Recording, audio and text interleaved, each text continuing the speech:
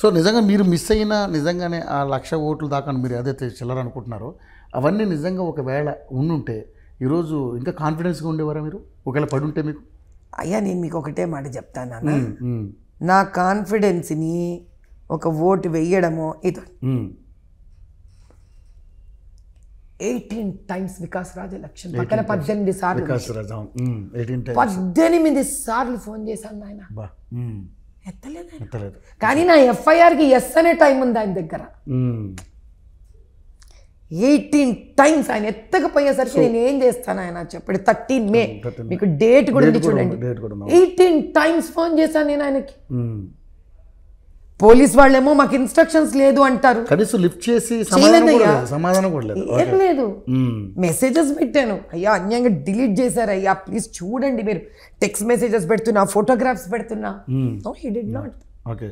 So మీరు బూత్ల దగ్గరికి వెళ్ళినప్పుడు అదే అంటే మీకు ఏదో ఇన్ఫర్మేషన్ వచ్చిందా లేక కావాలని దొంగ ఓట్లని పట్టుకునే ప్రయత్నంలోన ఆ బురకాలను లేపి చూడడం అనేది నా చేతులతో నేను ఎక్కడ లేపానయ్యా, ఈ లేపాను అంటారు.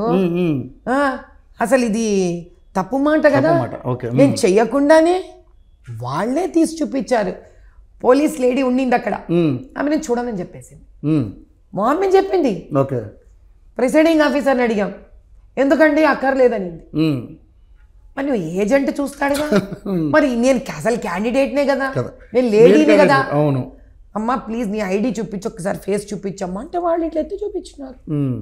సో అది మీరే ఎత్తారు అని మీ మీద కేసులు, అదే కదా వాళ్ళకి కావాల్సింది. వాళ్ళు అర్జెంటుగా నా మీద ఇప్పుడు రామబాణం వేస్తావు ఎఫ్ఐఆర్, అవును ధర్మంగా అమ్మ ప్లీజ్ ఫేస్ చూపించు తల్లి అంటే వాడు ఫేస్ చూపిస్తావు ఎఫ్ఐఆర్.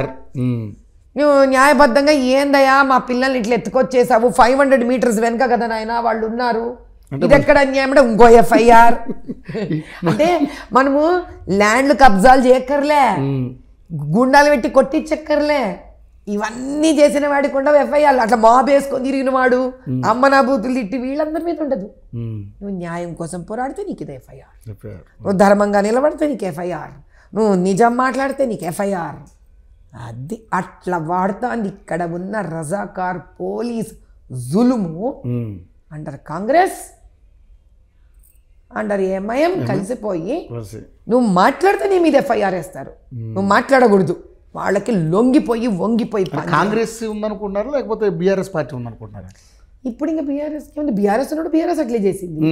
రాష్ట్రంలో ఎవరు గెలిస్తే వాళ్ళు ఇలాగే ఉన్నారు. మనం నోరు తెరిచి మాట్లాడకూడదు, మనం న్యాయంగా ఉండకూడదు. వాళ్ళకు తొత్తులుగా అన్నా బతకాలి, చేతగాని వాళ్ళలాగన్నా బతకాలి. ఈ రెండిటూ కాదకుండా నేను న్యాయంగా బతుకుతా, ధర్మంగా బతుకుతా, నేను మాట్లాడతాను నిజం అంటే కథం ఎఫ్ఐఆర్ షీట్ ఏమీ రాయకుండా బ్లాంక్ పేపర్ రెడీగా ఉంటుంది అన్నమాట. ఎఫ్ఐఆర్ నాకు చాలా ఫాస్ట్. అప్పుడు మొత్తం డిపార్ట్మెంట్ పర్ఫెక్ట్గా వర్క్ చేస్తారు, బ్రహ్మాండంగా వర్క్ చేస్తారు.